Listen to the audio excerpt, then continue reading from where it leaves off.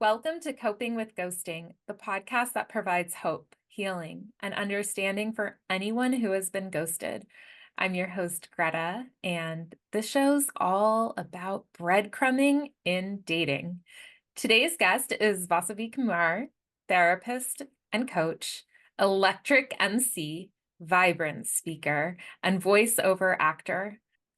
Vasavi is the author of the life-changing book, Say It Out Loud, Using the Power of Your Voice to Listen to Your Deepest Thoughts and Courageously Pursue Your Dreams. She's also the host of the podcast, Say It Out Loud with Vasavi Kumar.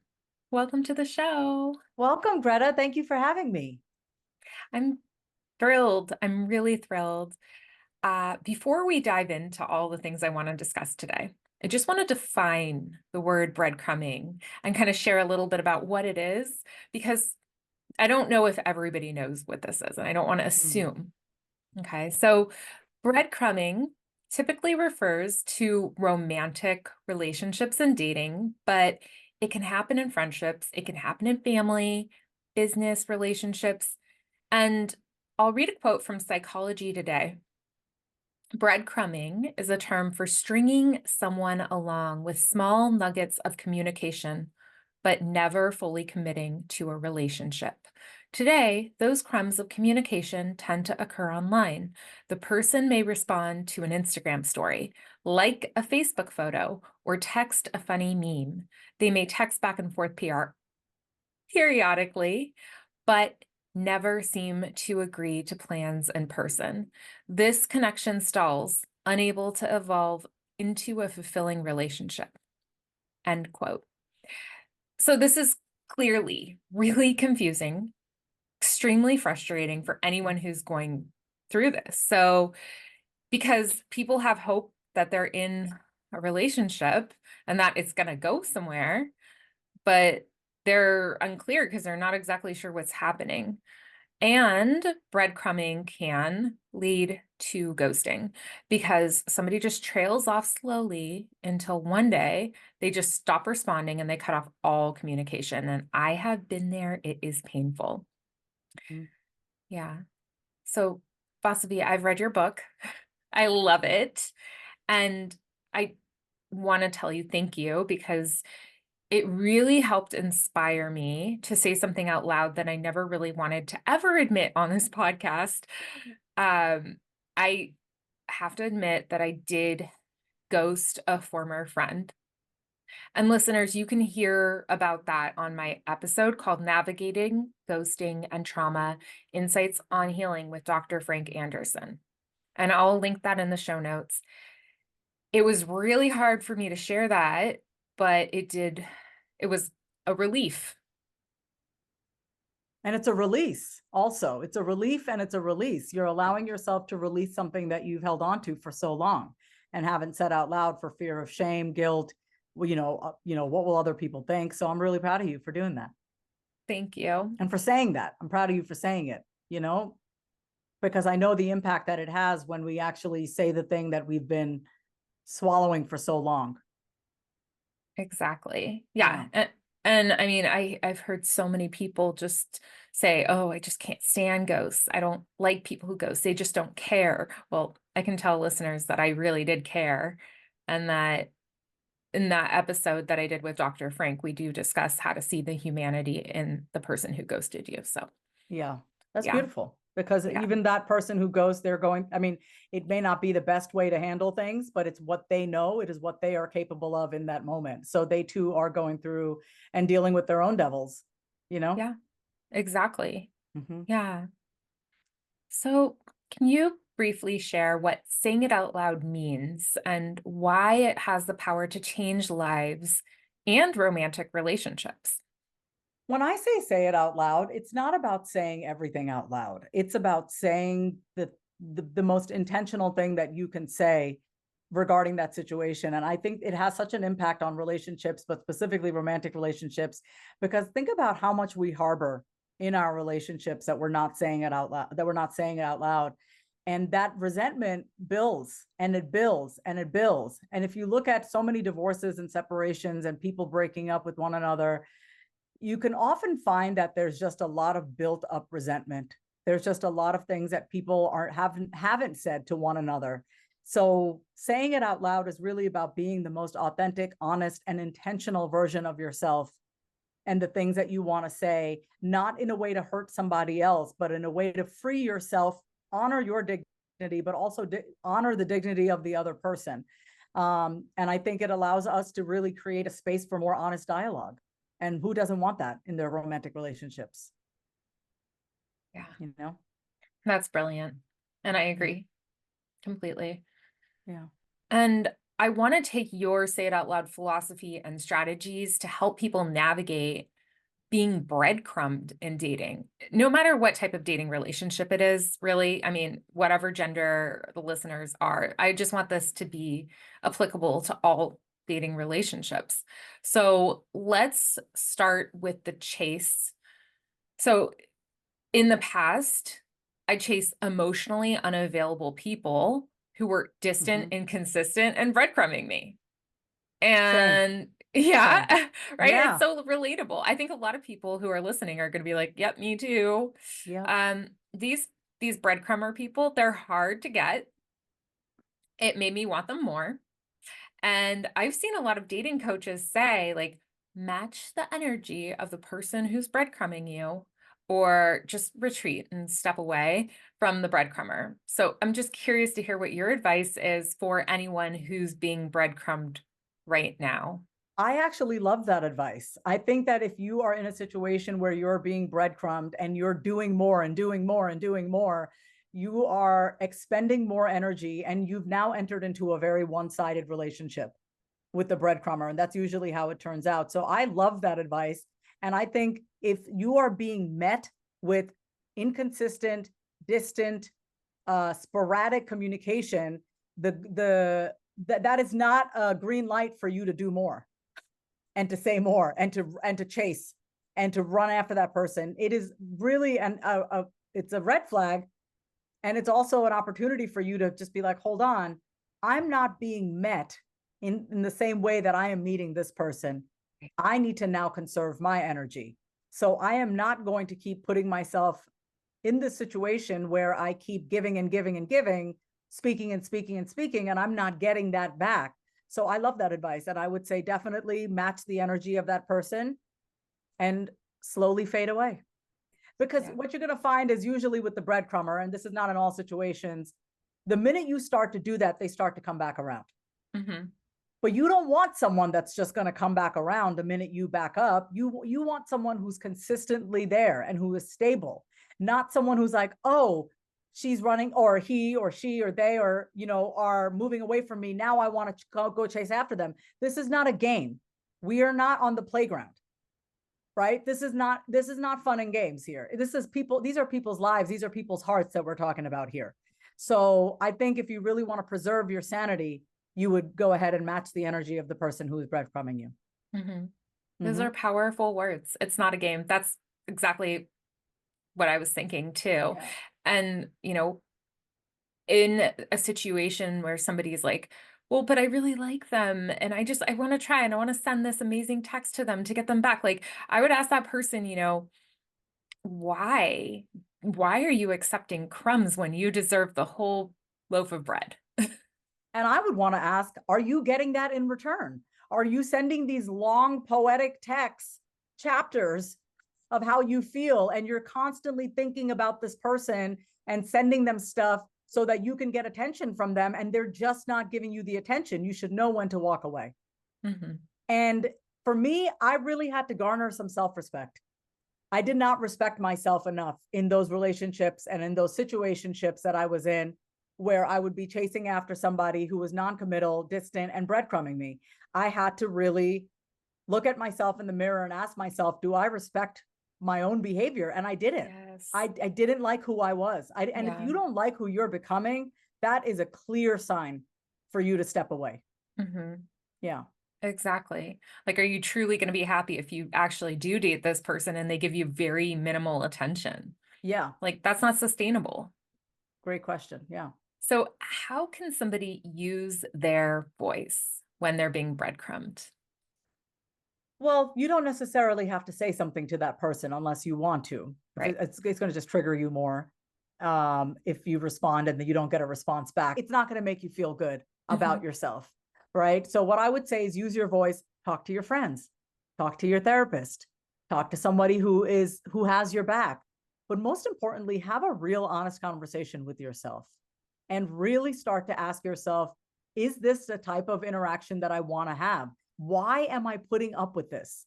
Like, start to ask yourself those hard questions, because although those questions are hard and no one really wants to get down to the truth of it, because something may need to change. You may need to be the one to change, to walk away, to put down this need to constantly get this attention from this person and chasing after this person. We can use our voice to bring us back home to ourselves. We can bring our voice to knock some sense into ourselves by asking Mhm. ourselves certain questions. Yeah, Yeah. I hear you. And so what if somebody is getting all these breadcrumb texts and they want to use their voice and say something to the breadcrumber, like, something along the lines of, we have different communication Yeah. styles and this isn't working for me. I wish you the best. Is that enough for a breadcrumber? I think that's more than enough, because that's probably what you're probably going to get in return is an okay. Or they may be scared that you're like leaving and then they're going to come chasing after you. And you Mm-hmm. don't want someone like that either. You don't Mm-hmm. want someone who only wants you when when they're fearful of losing you. So I love what you just said. You can easily say something like, hey, I appreciate what we've gone through so far, but the way that we're communicating isn't working for me anymore. I wish you all the best. I think we have very different communication styles.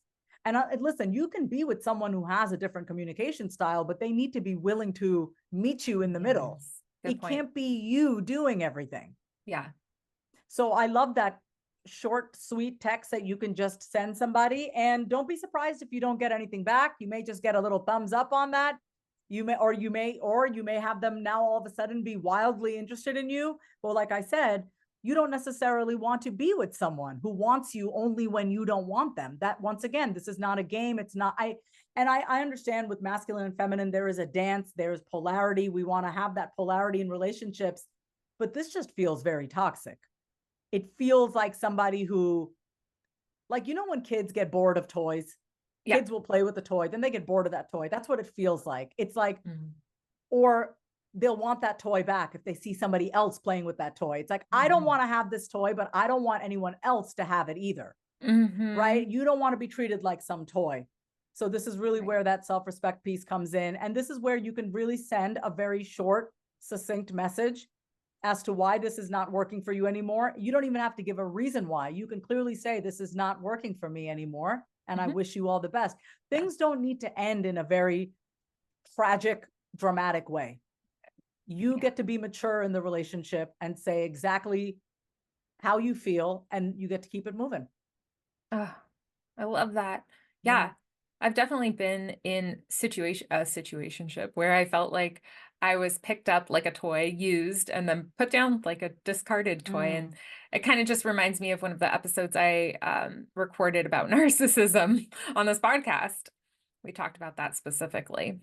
Yeah, that's something very common with narcissists. They will just use you and discard you, and you will feel, it is the worst feeling in the world. Ugh. You feel like honestly, I'm just going to say this, you feel like a piece of trash. You feel Mhm. like you're trash that's just been put out on the curb. Mhm. And I know that feeling all too well. In my 2 relationships ago, I was in a relationship with a narcissist. I didn't even know Mm. what narcissism was. I Oh, didn't even realize that's what was happening. I didn't know what gaslighting was. I had to learn mm, it the hard way yeah. by actually having it be done to me. So I can spot that a mile away. I'm sorry that you went through that. Oh, it's okay. I'm better on the I'm better on the other side because of it, because Mm. I think there are so many lessons that can be learned when we're in relationships like that. And the number one lesson that I learned was that I had to love myself more, Mm. and I had to have Mhm. more respect for myself and not to chase after people. Number one, not to chase after people. Yeah. Exactly. All right. So let's find my next question. Okay. So I'm totally guilty of this. In the past, when I was breadcrumbed, I would have this fantasy that this person's going to change. So, how can people begin to accept the reality of what's happening and basically stop the fantasy that they can change somebody and make them a consistent and available partner? So this is something that I really relate to. Fantasy thinking is something that I've definitely been caught up in, hoping that the person will change, wishing that they would change. And it came with time and experience, Greta, because back in the day, everyone would tell me, you can't change him, you can't change him. But I was so sure I could change him. I was positive. I'm a licensed therapist. You don't understand. I'm really good at what I do. I'm really good at helping people. I can help him change. But I realized for me, I didn't want to play that role anymore. So Mm, it takes time and it takes experience, and it just takes you getting sick and tired of feeling sick and tired. And that's what happened. It came with time with me. I got sick and tired of being sick and tired of constantly giving myself to this person that was not meeting me halfway or mhm. at all for that. I was just getting breadcrumbs. Right. Yeah. Yeah.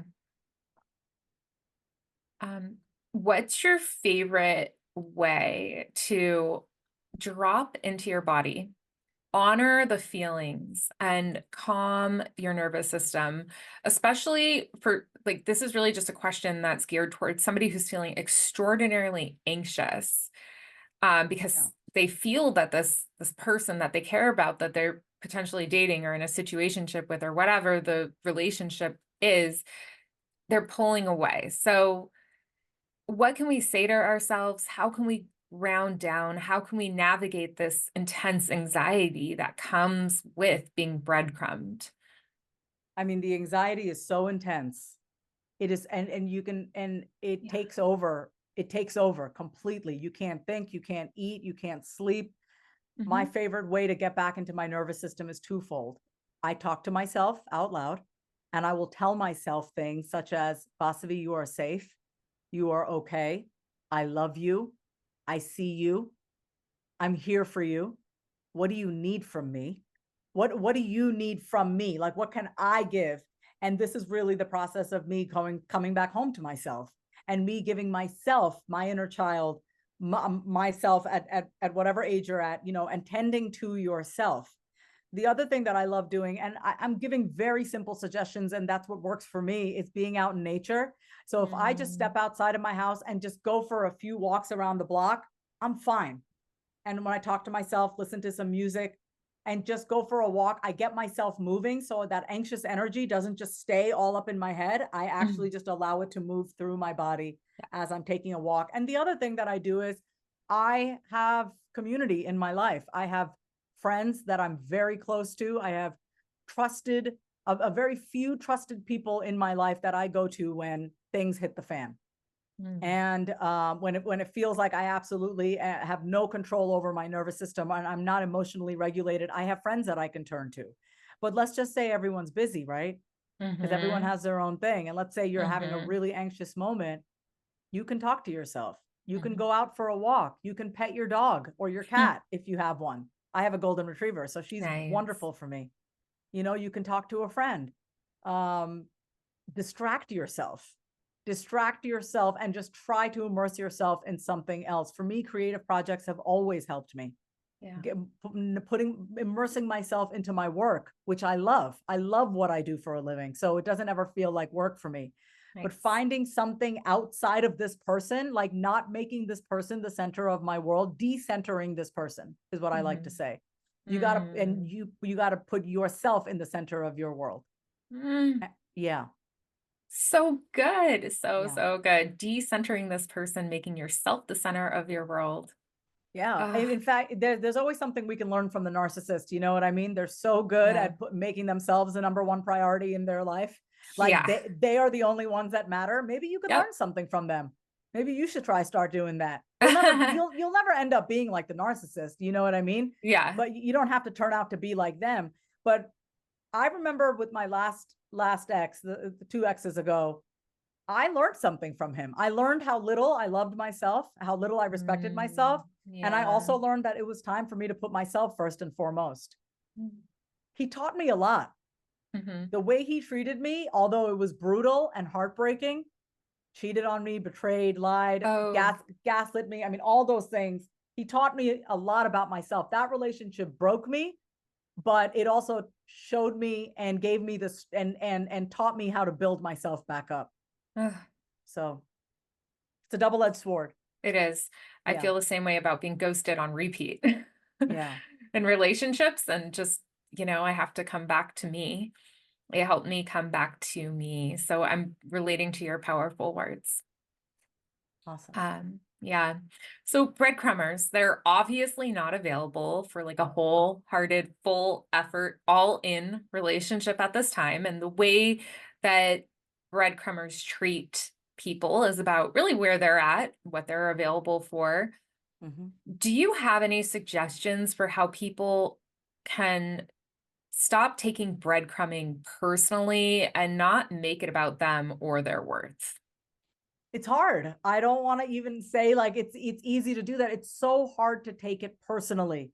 But once again, when you decenter that person and just look at them and take them off the pedestal, that's my number one suggestion. Take that person off the pedestal. For some reason, you are making this person somehow be the end all be all to your existence.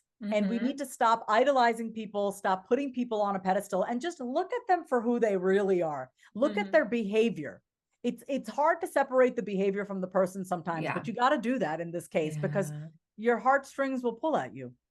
So I would say, you know, try. That's why I said this is hard, but you got to try to objectively look at this person and their behavior and ask yourself, what kind of person does this? What type of person breadcrumbs? What type of person ghosts? What type of person leaves someone just hanging on red for days? Now, here's the other thing. And I think it's hard sometimes when you're on the other end of breadcrumbing to admit this. It's not about you. You have no idea what's going on in the other person's mind. Right. Unless you ask them and unless they tell you, right? Most likely they're not telling you because they're not communicating with you. But we can never assume we know what's going on. This could be a pattern of theirs. It probably is. This is a habit of theirs. Probably is. This is what they do with people. You just happen to be caught in the crossfire. And you Right. get to decide if you want to keep putting up with that. You're not the first one, and you're definitely not the last one. Hmm. So try as hard as possible to not take it personally because you really do never know. Just like in your other episode that you did about ghosters and trying to see the humanity in them, this person could have a very difficult time expressing themselves. Maybe they're shy. Maybe they just feel overwhelmed. There are so many reasons other than you why this person could be breadcrumbing you. Yeah. So Yeah. that's what I would say to give myself some sense of peace. And I just let it's easier for me to let it go when I look at it that way. Right. Right. Yeah. And in the past, I would think like, oh my gosh, it must have been something I said. It must have been something I did. Maybe it was how I looked. Maybe I don't know, like maybe they're dating like three other people, like all this stuff. I would get so stuck in this story. But I love what you said. Like, just don't make an assumption about like their story. Just know that you're the most important thing. How do you want to be treated? Make this about you. Take them Yes. off that pedestal. And another thing is that being ghosted, being breadcrumbed, it's you are still whole and worthy and complete and important, whether you're with that breadcrumber, whether you're with that ghost or not, right? So your worth has nothing to do with this type of situation at all. I wish I would have heard those words years ago, Greta. I mean, it's taken Mm-hmm. me, I'm going to be 42 in a few days. Mm-hmm. It's taken me, let's say, 40 years for me to realize that the way someone treats me has nothing to do with my inherent worth and value Mm-hmm. at all. The way that I choose to respond says a lot about how I value myself. Oh, yes. I'm like literally seeing the Instagram reel of that right now. Like it's so Yes. powerful. I just got Yeah. chills. Like so Yeah. good, so good. Yeah. Um, okay. So how can people who are being breadcrumbed choose themselves? Start by waking up in the morning and asking yourself, what am I doing for fun today? Right? I don't think you expected me to say that I question, but did the thing, not, but I love yeah, it. I'll tell you why I asked this specific question. When you're being breadcrumbed or when you're being ghosted, it is not fun. It is like the opposite of fun. And you're probably not having fun. You're probably maybe not eating, or maybe you're overeating, or you're indulging a little bit too. You're doing whatever so you can deal with the pain. of being breadcrumbed or being ghosted. I know on the podcast we talk about ghosting a lot, but I know we're specifically talking about breadcrumbing, but all of it, you know what I mean? You're probably not having fun. You're probably not out there socializing with your friends. And if you are, you're talking about this guy or this girl who's breadcrumbing you. So you got to take back charge of your life. And when you wake up in the morning, ask yourself, what am I doing to shake things up today? What am I doing to have fun? What am I doing to get my spunk back, my spark back? You're waiting for this person who doesn't even know how to use technology, or they're choosing not to, or they're leaving you on red, or they're giving you breadcrumbs and non-committal languaging that just, it's not fun. And I when I look at people like that, I'm like, you're not fun. I don't want to be around you anyway. Like, it's so easy for me now, Greta, being on the other side of it. If I ever come across someone who is breadcrumbing me, and it's very rare, it's extremely rare, because the minute I notice it, I'm like, I'm over it. I'm just like, I'm not into it. You know what I mean? But the fun can just be sucked out of our lives when we're dealing with someone like this. So my number one suggestion, as hard as it is, and you might feel like you just got to act as if, is to have more fun in your life. Go on and enjoy your life, because this person is certainly not texting you. They're not waiting around to find out where you are, who you are, what you're doing. They're living their life. So you got to go live yours, and you might as well have a really great time. Yeah. Yeah. I want to go do a bunch of fun things right now. Yes, me too. I have a whole list of things. Absolutely. Okay, just tell me what's on your list, just a few things. So I definitely want to take pottery class again. I used to take Okay. pottery classes all the time. I want to do that for my birthday. There's a new Italian restaurant that I really want to try. I want to get dressed up and I want to go and take myself out to dinner. That's one thing that I want to do. Another thing that I want to do again is skydiving. I want to go. Woo. Yeah, I think I'm ready to go skydiving again. Last time I Yeah. went, I had a little bit of an awkward experience with the guy that I was flying off the plane with. He was a little weird. I don't need Yeah. to get into that. That was a little weird. Okay. But I want to Uh, have another experience like that. And I've been really loving working out of my house lately. And this may feel like it's not fun, but it's a lot of fun for me. For me to get mm, really dressed up and go find a swanky hotel lobby and co-work out of a hotel lobby. I that's love so cool. because I What? love people watching and I love Yeah. watching people come in and out. Yeah, it's my jam. I Oh, I love love doing that. hotels. That's so cool. I love these Yeah. answers. Ah, that makes me so happy. Yeah. Um, okay, well, in your book, you have a lot of exercises. And one is to acknowledge what you don't want and what you do want in life. Could you walk listeners through an exercise like this for romantic relationships so that they can identify what they're truly searching for? Yeah, it's a really simple exercise. So you would write on your list, I don't want to be ghosted. I don't want to be breadcrumbed. I don't want to be left on red, Yeah. right? For days. Let's just say, right? Yeah. I think we can all agree that that's Yeah. some version of it. So then what do you want? Right? I want someone who is consistent. I want someone who communicates clearly. I want someone that lets me know where I stand with them, not wondering and waiting. You know, when you're in a relationship or a situationship with someone who breadcrumbs you, you never know where you stand with them. You don't know what your role is. You're like, wait, are we doing this? Are we not doing this? So get really clear on what you don't want and then just do the opposite of that. That's what you do want. Oh, I don't want someone who breadcrumbs me. Oh, so what do I want? I want someone who consistently communicates. Mhm. What does consistently communicate looks like? I want them to communicate with me every day. Great.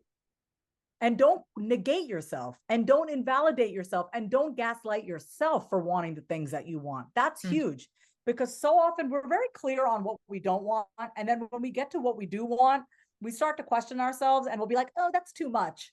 I'm asking for too much. No, you're not. You're just asking the wrong person.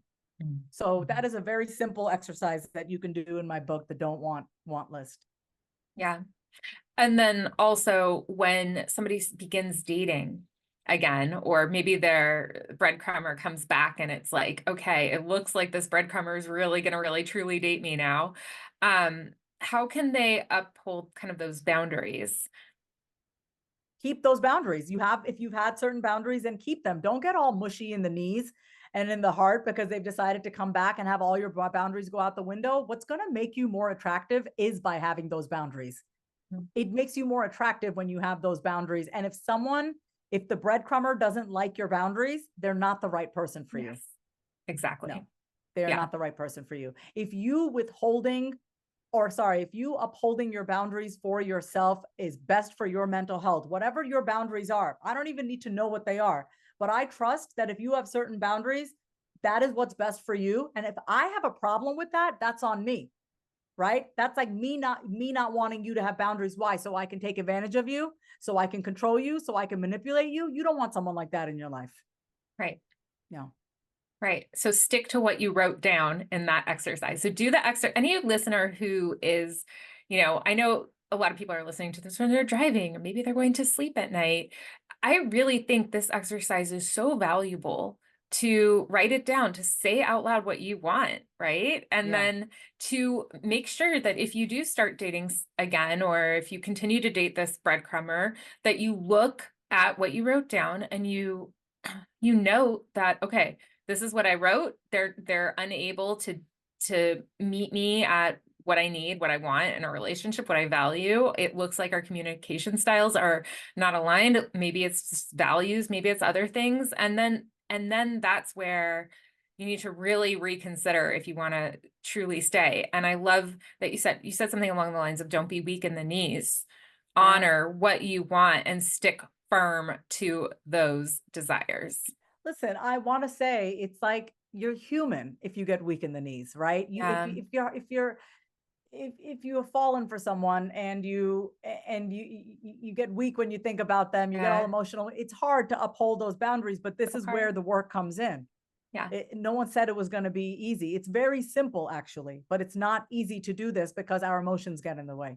yeah. Oh, But and this I is why it's so agree. important to say it out loud. It's why it's so important to write it down, to have community outside of this person. Like this person should not be your support group. Oh, yeah.